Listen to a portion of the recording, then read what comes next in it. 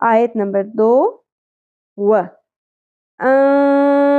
حروف اخفا میں سے تا آ گیا، تو یہاں پہ نون ساکن کی آواز کو ہم چھپائیں گے بھی اور غنہ بھی کریں گے، اخفا مع الغنہ.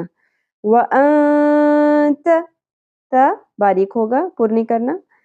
ہا کو وسط حلق سے ادا کرنا ہے، ہے حلوے کی طرح ہے نہیں پڑھنا اس کو ورنہ تبدیلی حرف ہو جائے گا. حلم، یہ چھوٹی سی میم کیا چیز ہے؟